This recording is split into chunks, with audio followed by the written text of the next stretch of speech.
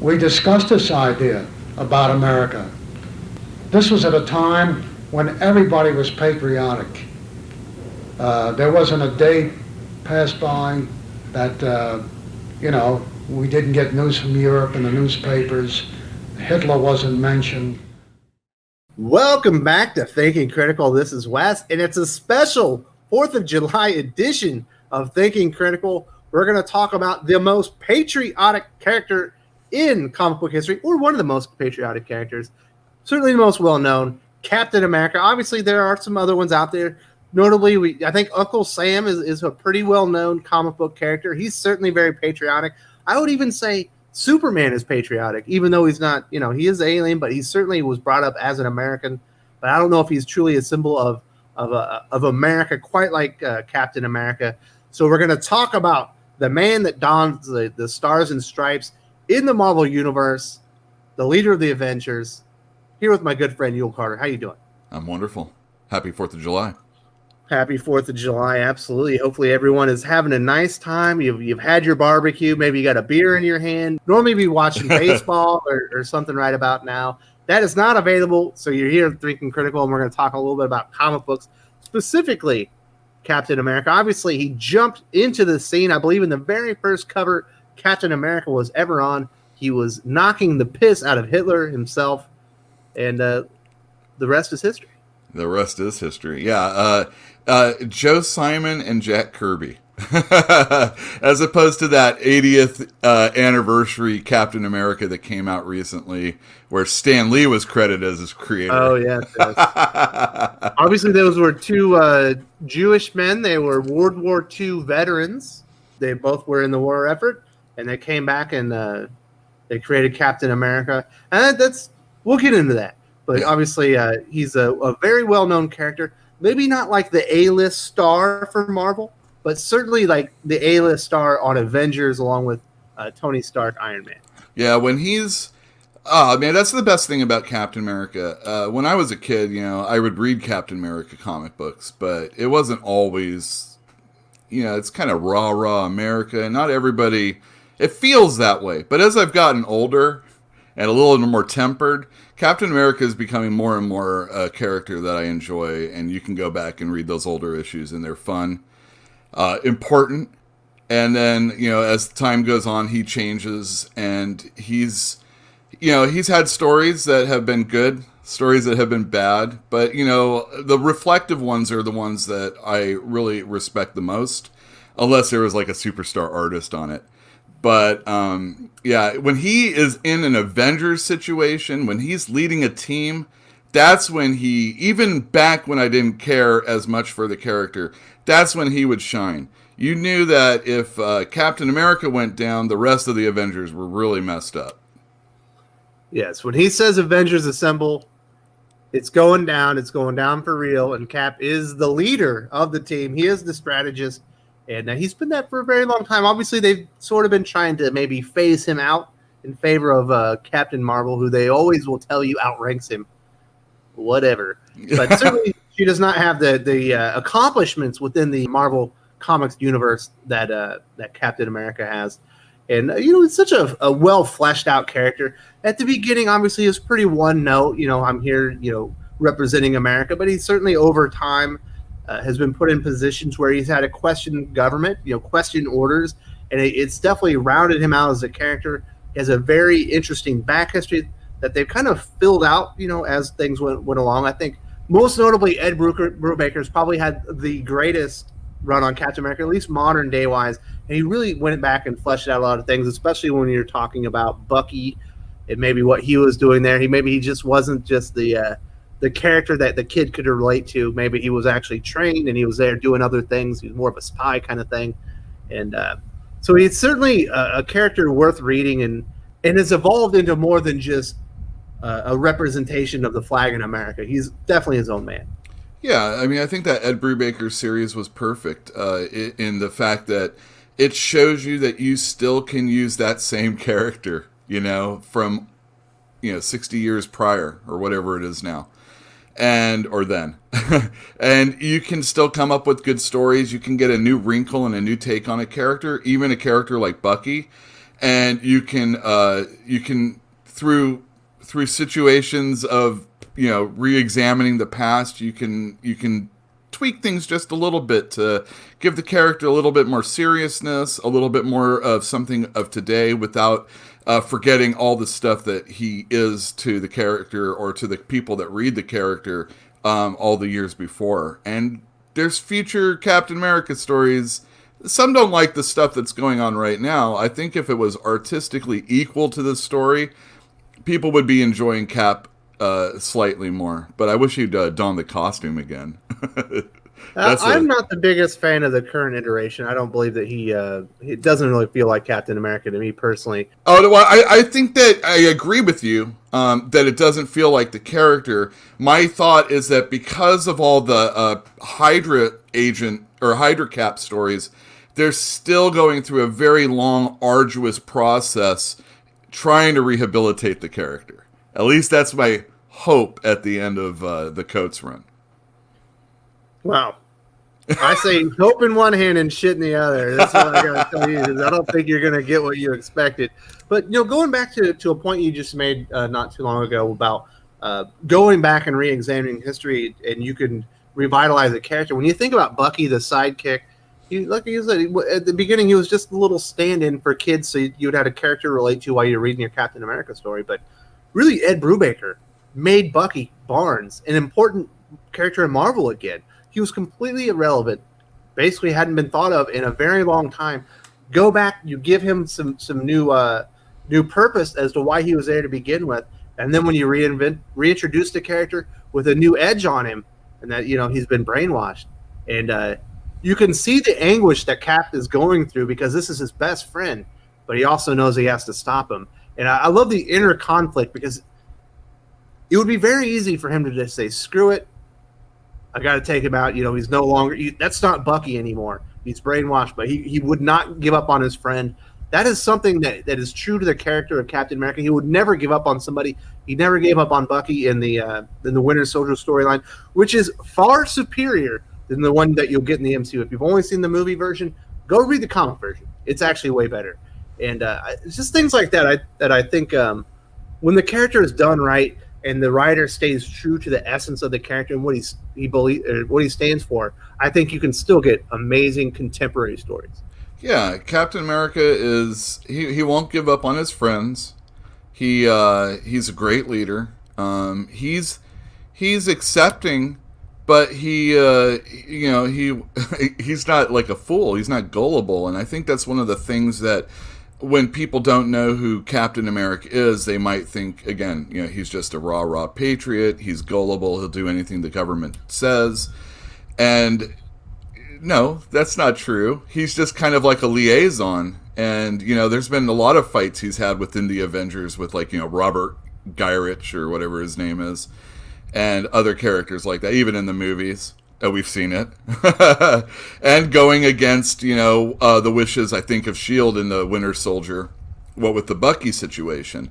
It's his friend. I'm gonna stick it out with this person. Bringing him in. I'm gonna bring him in. We're gonna, and I love how Brubaker changed Bucky in the way that in World War II, Captain America is going to go do something, but Bucky is the guy that kills people behind the scenes. Mm-hmm. Cap throws a shield and bullets bounce off of it, but Bucky's back behind the wall killing people. Taking out the crow's nest and stuff like that. Exactly. He's stone cold is what he is. Mm-hmm. Bucky was sweet. And then he actually dons the Captain America costume after Captain America dies, quote unquote.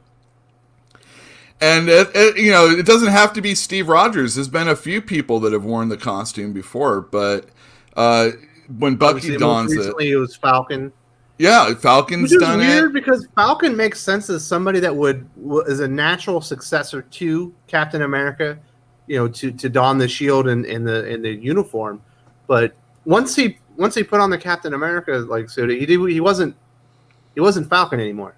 Yeah, that was the thing. He lost the character's voice. It's still the same man inside.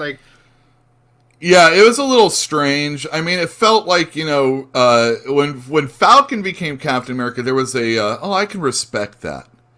But I grew with this guy being Falcon all this time. I kind of like that character, and then he still had wings. They were just, red, white, and blue now. It was a different take on Cap. It wasn't the worst I ever read, but not my favorite either. I think if they had stayed true to the character of Falcon in the uniform and kept his voice, I think it would have been successful. There's no reason it shouldn't have been. Because, like I said, he's a natural successor to the mantle. But because they changed who he was in the essence of the character, he was unrecognizable, and I think it put people off. And I think that was a misstep. And the other thing is that they were doing a lot of the, you don't belong with that shield type story. And, I would have liked to have seen just a little bit more superheroing and, just kind of like get us in. The problem is that when Falcon was Captain America, you knew he wasn't going to stay that way forever. Same thing with the Hydra Cap. You knew he wasn't going to stay that way forever. I don't think they exited it well at all, and that's why we're getting the Captain America we're having right now. Still answering all those questions from the Nick Spencer run. Which is maybe like one of the worst ones.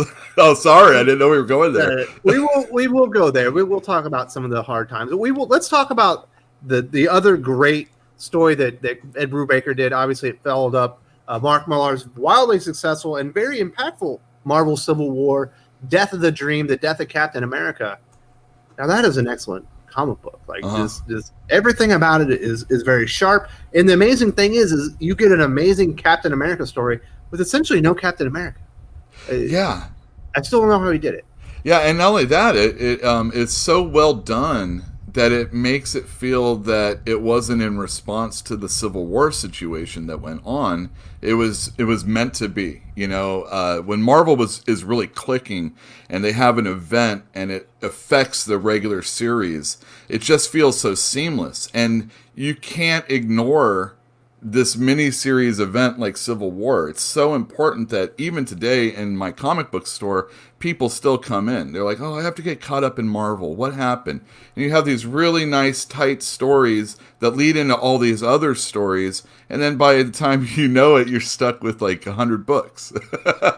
It's great for a store and it's great for a customer because they've got really, really good reading material. And yeah, that was a fantastic story.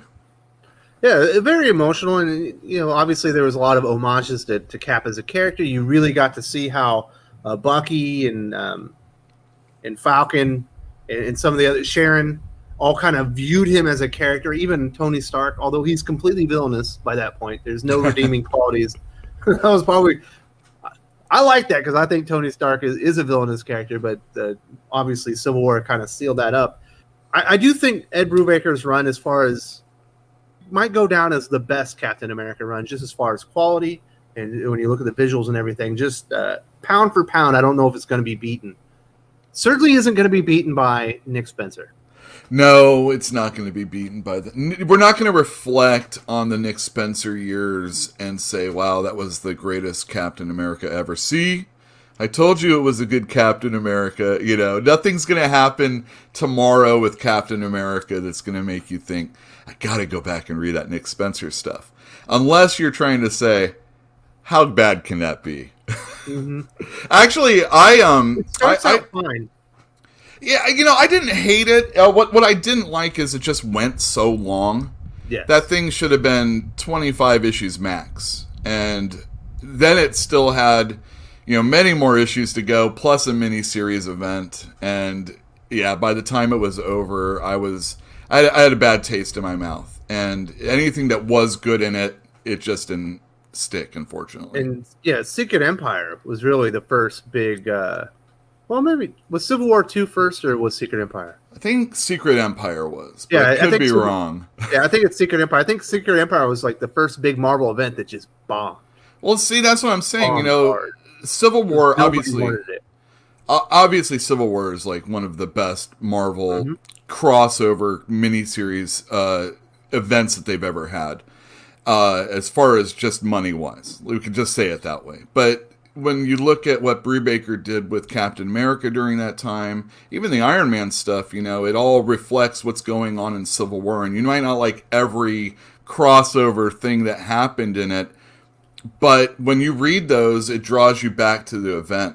It feels like when it's Secret Empire is trying to lead you back to the Captain America stuff, and the Captain America stuff, it just falls apart. And Secret Empire isn't that good, and Civil War II is even worse. Yeah. And of course, you get the moment, the big reveal. They made fun of it in the movies when Chris Evans is in the elevator and he goes, "Hell, Hydra," you know, just so they know that he was on the team. Obviously, it was an homage or maybe a wink at the moment in the comic books, but that was just whoever greenlit that didn't understand the character, but worst of all, didn't understand the readers. Because it turned people off, and people haven't gone back to Captain America since. It's been a tainted brand since that panel when Captain America revealed he'd been Hydra all along, Hail Hydra. And the worst part is, and the part that makes me upset, it's not that it's a bad story, it's not that it's a stupid reveal, but when you think about the creators, the men who created Captain America, Joe Simon, Jack Kirby, World War II vets, Jewish men, Hydra is an analogy for Nazism. This is their creation. We all know what the Nazis did. For him to be revealed as a part of Hydra smacks in the face of the creators, two of the most wonderful creators in comics history, to just do that to their creation and to just bastardize it. Just lets me know how much Nick Spencer and the editorial staff at Marvel Comics could give zero fucks about what those men's contribution to America as far as fighting for the war effort, and to comics as far as all the things that they created, specifically Captain America. And that's what really pisses me off. It's not that it's a bad story. It's who the creators were that created that character and what they intended him to be all along. Yeah, it's I don't know. It sounded like they got in there and said, wouldn't it be cool if we did this? And they didn't say, should we do this? You know? We're going Ian Malcolm? Yeah, totally. Without a doubt. This would be a really cool story. And maybe, you know, a what if, maybe they should have done, you know, hey, this is a 3-year what if story about Captain America. And maybe, you know, people wouldn't have, when it gets to continuity, fans can be really strict. And if you do something that perverts the character... Because they might have invested 20 years in a character. Sure thing. Yeah, I mean, some people think it's silly when people do that. Some people love Elseworld stories or what-if stories more than the continuity stories. You know, everybody likes something that's a little bit different. But I hesitate to say that those guys were spitting in Simon and Kirby's faces, but... Whew, they were definitely wiping their brow in their direction. Zero hesitations on my part. Yeah, I mean, do it or not. Yeah, well, I mean, that's what it is. I don't think it's the difference between trying to do something exciting and being malicious. And I hope they were trying to do something exciting and just didn't realize that it might not be optically as positive as they think it might not be the best fit for their character. Exactly. And I mean, you have to think about, you know, everyone could tell, you know, once that way or leading up there that the cosmic cube was going to be the Deus Ex Machina. Yeah. It's going to get out of there. And Nick Spencer obviously lied to the customers when he said that was not how I'm going to treat that. And of course, that's exactly what he did. Well, the thing I'm looking at the end of that story was that the real Captain America is the Hydra agent, and he's he was in a prison. And the Captain America that's running around is the Cosmic Cube. Exactly. Now they can still, you know, Cosmic Cube them so they're the same person and get rid of all that previous history. But that history's still out there. Kingpin is mayor almost as a result of it in New York. Boomerang is like a hero because of the stuff that he did during the Secret Empire storyline. And so those things are still going on. Captain America that's running around ain't Captain America, right? Nope. And I mean, they haven't rehabilitated him, not yet. And I still think there's some shenanigans that need to have to occur to make that happen. But well, they just is anybody going to buy it? Coates isn't the right creator. He's not. He's more of an activist, or he's more of someone that's more on the political spectrum than someone that is a comic book writer that's about action-oriented stories. He's out there. The message comes first before the stories, and that's who he is, and that's fine. There's definitely a character for him to write. There's a time for him to write characters.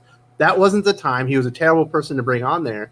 Now, I will say this: when I did read, was it Marvel Comics 1000? I think Patrick Gleason did a one or two. It was one page Captain America story. When you saw the visuals, obviously, I think he was just saying the Pledge of Allegiance, I believe. But it was great. I was like, man, this is the Captain America I want. So I do think they do have they have the creators to do it. Patrick Gleason on a Captain America story, I would go back for, because I think he would fix things. But if he wasn't able to fix exactly what Nick Spencer did, I think he would do things right moving forward and would be able to gain the trust of the customers. But you're not going to do that with Coates. You're not going to do it with Nick Spencer. You need a different type of creator that thinks differently about Captain America and what he symbolizes and what he means to the Marvel Universe. And I don't even think Marvel's ready to embrace that yet.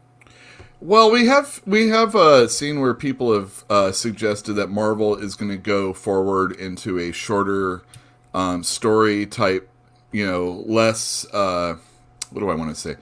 We've seen that Marvel is looking like they're going to do shorter stories and a little bit less conversational stories, just superhero run-of-the-mill things. I could see after this most recent run of Captain America ending, anything that we have going forward is just going to him being against, Baron Zemo for a little while, or, Dr. Faustus, or, the Red Skull. Kind of like a villain of the week kind of comic book storyline. And, wouldn't hurt. It wouldn't hurt. I mean, a little bit back to basics is really what I'm saying, because Marvel has done these big, crazy events, and they've added all these characters that do or don't sell very well, and they have all these different pieces that are out there, and if they're going to stop making as many comic books, at least right now, a return to normal, or at least a back to basics situation would be good. A little fundamentals in Captain America, a little fundamentals in their comic books. So we could see it sooner than later, if that's the truth. I mean, if that's really going to happen with Marvel. Hopefully, I would be all for it. It's an important character, and I think the character should be respected and should be treated well. And he represents America and the spirit of America. And obviously, things are a bit divided right now, and there's a lot of unrest.